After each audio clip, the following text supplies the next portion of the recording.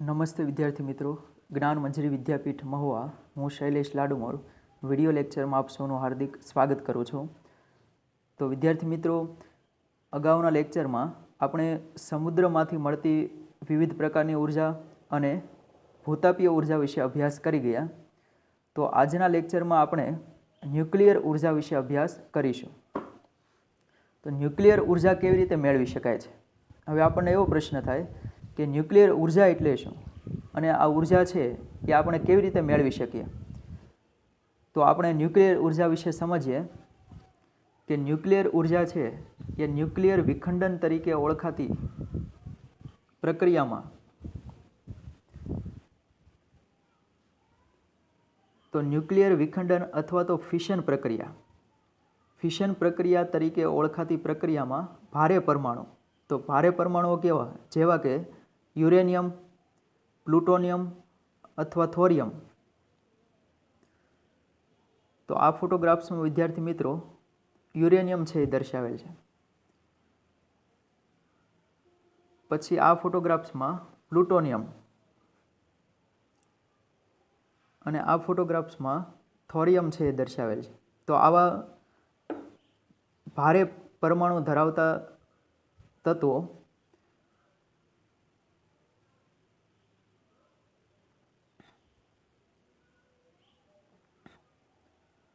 તો ભારે પરમાણુ છે જેવા કે યુરેનિયમ, પ્લુટોનિયમ અથવા થોરિયમના ન્યુક્લિયસ પર, એટલે ભારે પરમાણુના પરમાણુ કેન્દ્ર પર જ્યારે ઓછી ઉર્જા ધરાવતા ન્યુટ્રોનનો મારો ચલાવવામાં આવે ત્યારે તે બે હલકા ન્યુક્લિયસમાં વિભાજિત થાય છે. એટલે જે ભારે પરમાણુ ધરાવતા તત્વો છે એ ભારે પરમાણુ કેન્દ્ર પર જ્યારે ન્યુટ્રોનનો મારો ચલાવવામાં આવે, ન્યુટ્રોન છે એ આપાત કરવામાં આવે, ત્યારે એ ભારે પરમાણુનું કેન્દ્ર છે બે હલકા પરમાણુના કેન્દ્રમાં છે એ વિભાજિત થાય છે. એટલે એક પરમાણુ કેન્દ્રમાંથી બે હલકા પરમાણુ કેન્દ્રમાં એનું વિભાજન છે એ થઈ જાય છે. અને જ્યારે આવું બને છે ત્યારે જો મૂળ ન્યુક્લિયસ એટલે જે આપણે ભારે પરમાણુ છે એ લીધેલો છે યુરેનિયમ, પ્લુટોનિયમ, થોરિયમ જેવા, તો એવા તત્વોના પરમાણુ એ મૂળ ન્યુક્લિયસ છે, એટલે કે જે મૂળ તત્વ આપણે જે લીધેલું છે એના પરમાણુના દળ બે નિપજ ન્યુક્લિયસના સ્વતંત્ર દળોના સરવાળા કરતાં થોડું વધુ હોય. એટલે એ ભારે પરમાણુ કેન્દ્રમાંથી જે આપણને બે હલકા પરમાણુ કેન્દ્ર છે મળ્યા છે, તો એ હલકા પરમાણુ કેન્દ્રનો સરવાળો જે આપણે મૂળ પરમાણુ એટલે ભારે પરમાણુ છે લીધેલો છે એના કરતાં ઓછો હોય. એટલે ભારે પરમાણુય કેન્દ્ર દળ છે એનું દળ વધારે હોય તો વિપુલ પ્રમાણમાં ઉર્જા મુક્ત થાય છે. ઉદાહરણ તરીકે યુરેનિયમ. તો આપણે યુરેનિયમની છે વાત કરીએ, દાખલા તરીકે યુરેનિયમ છે તો એના પરમાણુ કેન્દ્ર પર જ્યારે આપણે ન્યુટ્રોનનો મારો ચલાવીએ, એટલે એના પરમાણુના કેન્દ્ર પર ન્યુટ્રોન છે એ આપાત કરવામાં આવે ત્યારે એના એક પરમાણુમાંથી બે હલકા પરમાણુમાં એનું વિભાજન થાય. તો જ્યારે બે હલકા પરમાણુમાં એનું વિભાજન થાય ત્યારે એ જે હલકા બે પરમાણુ છે એનો સરવાળો છે એ જે મૂળ પરમાણુ છે એના કરતાં ઓછો હોય છે. ત્યારે એમાંથી ખૂબ મોટા પ્રમાણમાં છે એ ઉર્જા મુક્ત થાય છે. ઉદાહરણ તરીકે યુરેનિયમના એક પરમાણુના વિખંડનથી મળતી ઉર્જા, જ્યારે યુરેનિયમ છે એના એક પરમાણુમાંથી એટલે કે એના એક પરમાણુનું વિખંડન કરવામાં આવે, વિખંડન એટલે એના ભાગ કરવામાં આવે, તો એના વિખંડનથી છે મળતી ઉર્જા કોલસાના એક કાર્બન પરમાણુના દહનથી મળતી ઉર્જા કરતાં 10 મિલિયન ગણી વધારે હોય છે. એટલે કોલસાના એક પરમાણુ કરતાં યુરેનિયમના એક પરમાણુમાંથી 10 મિલિયન એટલે 10 લાખ ગણી વધારે ઉર્જા છે મળે છે. એટલે ખૂબ મોટા પ્રમાણમાં યુરેનિયમમાંથી ઉર્જા છે અથવા તો આ યુરેનિયમ જેવા ભારે તત્વોમાંથી આપણે ખૂબ મોટા પ્રમાણમાં ઉર્જા મેળવી શકીએ છીએ. વિદ્યુત પાવર ઉત્પાદન માટે ડિઝાઇન કરેલ ન્યુક્લિયર રિએક્ટરમાં સ્વયં જળવાતી પ્રક્રિયાનો એક ભાગ આવું ન્યુક્લિયર બળતણ છે. એટલે કે ન્યુક્લિયર રિએક્ટરોમાં બળતણ તરીકે યુરેનિયમ જેવા પદાર્થોનો ઉપયોગ કરવામાં આવે છે. યુરેનિયમ જેવા ભારે પદાર્થોનો છે, યુરેનિયમ, પ્લુટોનિયમ, થોરિયમ જેવા ભારે પરમાણુ ધરાવતા પદાર્થોનો ઉપયોગ કરવામાં આવે છે.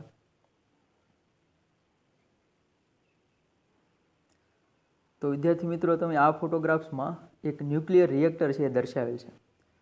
તો આ ન્યુક્લિયર રિએક્ટરમાં આવા યુરેનિયમ જેવા પદાર્થોમાંથી ખૂબ પુષ્કળ પ્રમાણમાં, ખૂબ મોટા પ્રમાણમાં છે એ ઉર્જા ઉત્પન્ન કરી શકીએ છીએ.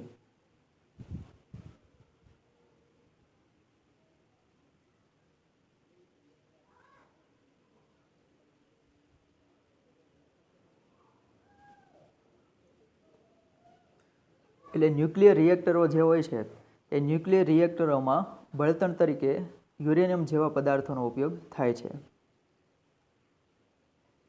જે નિયંત્રિત દરે ઉર્જા મુક્ત કરે છે. એટલે ન્યુક્લિયર રિએક્ટરમાં સતત આપણને યુરેનિયમમાંથી ઉર્જા મળતી રહે છે. મુક્ત થતી ઉર્જાનો ઉપયોગ વરાળ પેદા કરવામાં અને પછી વિદ્યુત ઉત્પન્ન કરવામાં થાય છે.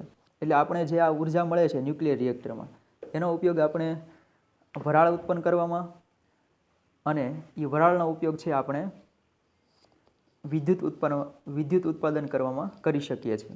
જે રીતે આપણે થર્મલ પાવર પ્લાન્ટમાં પાણીની વરાળ બનાવવા માટે લાકડાનો અથવા અશ્મિભૂત બળતણનો ઉપયોગ છે કરવામાં આવતો, એટલે કે કોલસાનો ઉપયોગ કરવામાં આવતો. એ રીતે આમાં ન્યુક્લિયર રિએક્ટરમાં છે એ બળતણ તરીકે યુરેનિયમ છે વાપરવામાં આવે છે અને યુરેનિયમ વડે છે એ વરાળ ઉત્પન્ન કરી અને વિદ્યુત ઉત્પન્ન કરવામાં આવે છે. વધારે જાણકારી માટે છે ન્યુક્લિયર વિખંડન પ્રક્રિયામાં મૂળ ન્યુક્લિયસ અને ઉત્પન્ન થતા ન્યુક્લિયસોના દળનો તફાવત ડેલ્ટા એમ 1905માં સૌપ્રથમ આલ્બર્ટ આઇન્સ્ટાઈને તારવેલા વિખ્યાત સૂત્ર E = ડેલ્ટા MC સ્ક્વેર. આવું સૂત્ર છે એ 1905માં ખૂબ જ વિખ્યાત વૈજ્ઞાનિક આલ્બર્ટ આઇન્સ્ટાઈન એના દ્વારા છે એ 1905માં આવું સૂત્ર છે આપવામાં આવેલું. એટલે આ સૂત્રની મદદથી આપણે કોઈ પણ પદાર્થમાં કેટલી ઉર્જા રહેલી છે એ આપણે ગણી શકીએ છીએ. ઉર્જા ઈમાં રૂપાંતરિત થાય છે.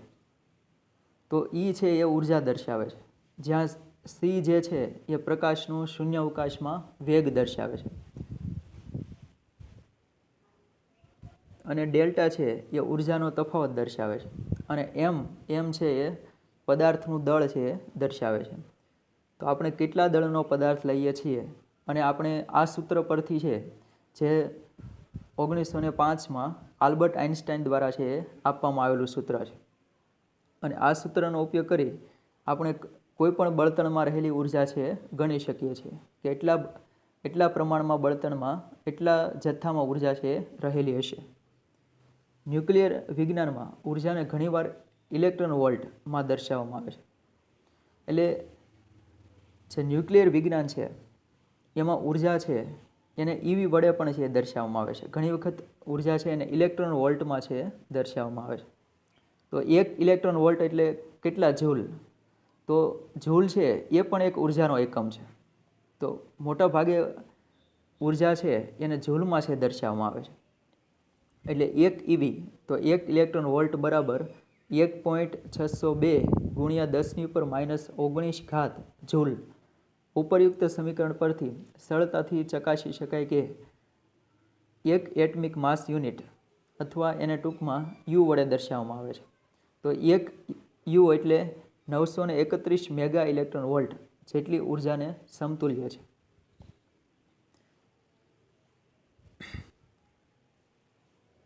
એક એટમિક માસ યુનિટ એટલે યુ 931 મેગા ઇલેક્ટ્રોન વોલ્ટ જેટલી ઉર્જાને સમતુલ્ય છે. એટલે આ રીતે છે આપણે કહી શકીએ કે 1 યુ બરાબર 931 મેગા ઇલેક્ટ્રોન વોલ્ટ છે એ થાય. ન્યુક્લિયર પાવર રિએક્ટર, તો આવા ન્યુક્લિયર પાવર રિએક્ટર છે એ ભારતમાં છે તારાપુર એટલે મહારાષ્ટ્રમાં, પછી રાણા પ્રતાપ સાગર કે જે રાજસ્થાનમાં આવેલ છે, કલ્પકમ તમિલનાડુમાં છે આવેલ છે, અને નરોરા એટલે યુપી ઉત્તર પ્રદેશમાં છે આવેલ છે. જ્યારે ગુજરાત અને કર્ણાટકમાં, ગુજરાતમાં કાકરાપાર અને કર્ણાટકમાં કેગામાં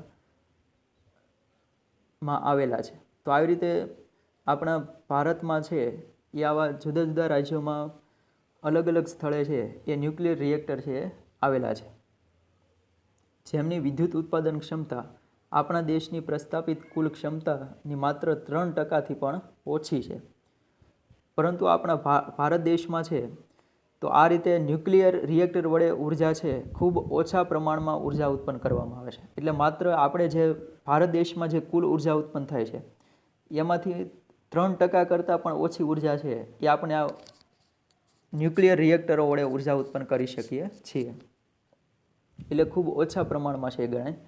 જ્યારે ઘણા ઔદ્યોગિક દેશો, ભારત સિવાયના ઘણા બધા દેશો છે, અન્ય ઔદ્યોગિક દેશો એ પોતાની કુલ ઉર્જા વિદ્યુત ક્ષમતાની આવશ્યકતાના 30%થી પણ વધુ છે એ ન્યુક્લિયર રિએક્ટરો દ્વારા પ્રાપ્ત કરી રહ્યા છે. આપણે ન્યુક્લિયર રિએક્ટરો વડે છે એ 3%થી પણ ઓછી ઉર્જા ઉત્પન્ન કરીએ છીએ. જ્યારે ભારત દેશ સિવાયના જે અન્ય ઔદ્યોગિક દેશો છે કે જે એની જે કુલ ઉર્જા છે એમાંથી 30%થી પણ વધારે ઉર્જા છે એ આ રીતે ન્યુક્લિયર રિએક્ટરો વડે ઉત્પન્ન કરવામાં આવે છે. હવે આ ન્યુક્લિયર જનરેટરો છે અથવા તો ન્યુક્લિયર રિએક્ટરો છે એની મર્યાદા છે કે ન્યુક્લિયર પાવર જનરેટરનો સૌથી મોટો ખતરો એ છે કે ઉપયોગ થયા બાદ વધેલા ન્યુક્લિયર ઈંધણનો સંગ્રહ તથા નિકાલ કેવી રીતે કરવો.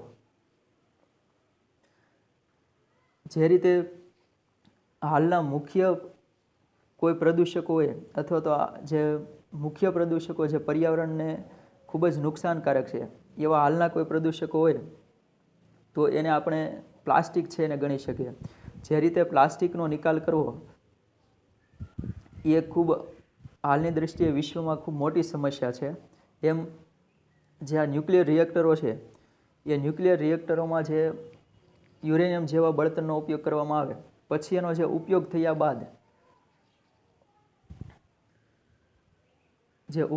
બાદ જે ઈંધણ વધે છે એનો નિકાલ કઈ રીતે કરવો એ પણ એક ખૂબ મોટી સમસ્યા છે. કારણ કે વધેલા ઈંધણમાં રહેલ યુરેનિયમ હજુ પણ હાનિકારક કણોમાં વિભંજન પામી વિકિરણોનું ઉત્સર્જન ચાલુ રાખે છે. જેનો યુરેનિયમ જેવા પદાર્થનો ઉપયોગ થઈ ગયા પછી પણ જે બળતણ વધે છે અથવા જે યુરેનિયમ વધે છે એનો નિકાલ અને સંગ્રહ કરવો ખૂબ મોટી સમસ્યા છે. કારણ કે એનો ઉપયોગ થયા ગયા પછી પણ એમાંથી સતત હાનિકારક વિકિરણો છે એનું ઉત્સર્જન છે થયા કરે છે. એટલે એમાંથી સતત હાનિકારક વિકિરણો છે એ નીકળતા હોય છે. જો ન્યુક્લિયર ઈંધણના બાકી બચેલા ભાગનો યોગ્ય રીતે સંગ્રહ કે નિકાલ ન કરવામાં આવે તો તેના લીધે પર્યાવરણ પ્રદૂષિત થાય છે. એટલે આવા જે પદાર્થો છે કે જે ન્યુક્લિયર રિએક્ટરોમાં વાપરવામાં આવે છે આવા પદાર્થોનો જો આપણે યોગ્ય રીતે સંગ્રહ કે નિકાલ ન કરીએ તો એ પર્યાવરણ માટે ખૂબ જ નુકસાનકારક છે. આ ઉપરાંત ન્યુક્લિયર વિકિરણોના અકસ્માત એટલે ઘણી વખત છે એ કોઈ સુનામી કે ભૂકંપને કારણે છે આ ન્યુક્લિયર રિએક્ટરોને નુકસાન થતું હોય છે. તો ન્યુક્લિયર વિકિરણોના અકસ્માત અથવા તો એ ન્યુક્લિયર રિએક્ટરો છે એમાં કંઈક ખામી સર્જાય અને એને કારણે છે એ ખૂબ મોટા અકસ્માત છે એ થતા હોય છે. એટલે કે ખૂબ મોટા બ્લાસ્ટ થતા હોય છે અથવા તો આકસ્મિક સ્ખલન. તો ઘણી વખત છે એ ન્યુક્લિયર રિએક્ટરોમાં લીકેજ છે થઈ જાય છે અને લીકેજ થવાને કારણે છે તો એને કારણે ખૂબ મોટો ખતરો છે એ થાય છે. તો મોટે ભાગે આ ન્યુક્લિયર રિએક્ટરો છે એને કોઈ સુનામી કે ભૂકંપને કારણે છે નુકસાન થઈ શકે છે. ન્યુક્લિયર પાવર પ્લાન્ટ સ્થાપિત કરવાનો મોટો ખર્ચ, વાતાવરણ પ્રદૂષિત થવાનું મોટું જોખમ, તો આ બધા એની મર્યાદાઓ છે. ન્યુક્લિયર રિએક્ટરો છે એક તો શરૂઆતમાં છે એને સ્થાપિત કરવો છે, ન્યુક્લિયર રિએક્ટરનું સ્થાપન કરવું એ ખૂબ જ મોટો ખર્ચ છે એમાં લાગે છે. પછી વાતાવરણ પ્રદૂષિત થવાનું જોખમ પણ છે એ વધારે છે. એટલે જો ન્યુક્લિયર રિએક્ટરોને કોઈ નુકસાન થયું હોય અથવા ન્યુક્લિયર રિએક્ટરોમાંથી કોઈ લીકેજ થયું હોય તો એવા રેડિયો સક્રિય તત્વો છે, એવા હાનિકારક વિકિરણો છે એ પર્યાવરણમાં ભળે છે અને ખૂબ જ પર્યાવરણને નુકસાન થાય છે. પછી યુરેનિયમની મર્યાદિત ઉપલબ્ધતાને લીધે, એટલે યુરેનિયમ જેવા પદાર્થો છે એ ખૂબ ઓછા પ્રમાણમાં છે મળે છે, એટલે મર્યાદિત પ્રમાણમાં છે મળે છે.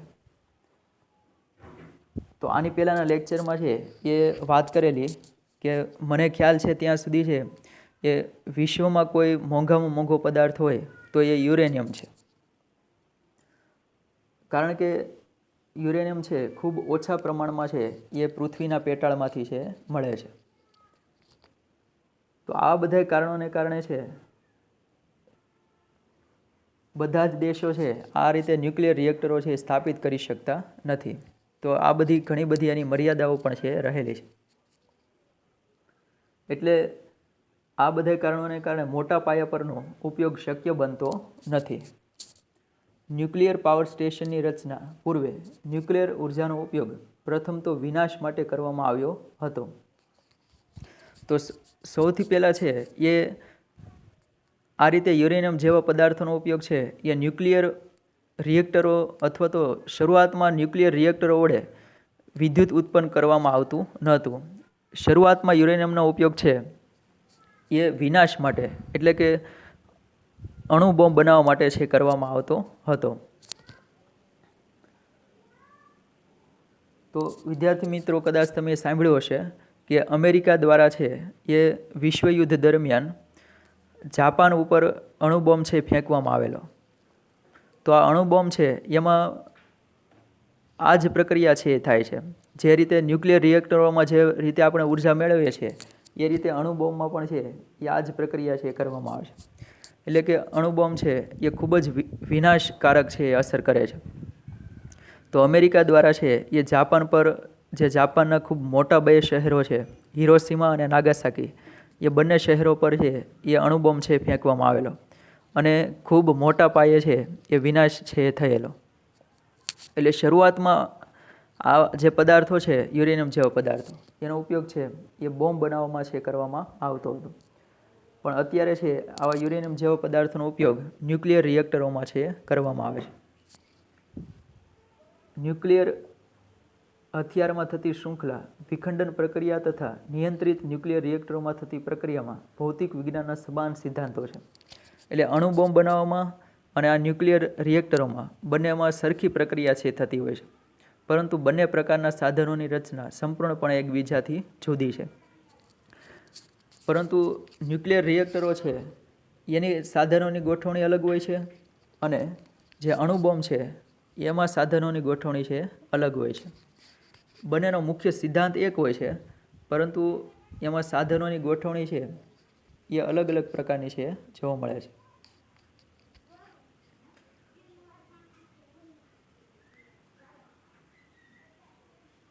એટલે આ રીતે વિદ્યાર્થી મિત્રો, યુરેનિયમ જેવા ભારે પરમાણુ ધરાવતા તત્વોમાંથી ખૂબ મોટા પ્રમાણમાં છે, ખૂબ વિશાળ પ્રમાણમાં આપણે ઉર્જા મેળવી શકીએ છીએ.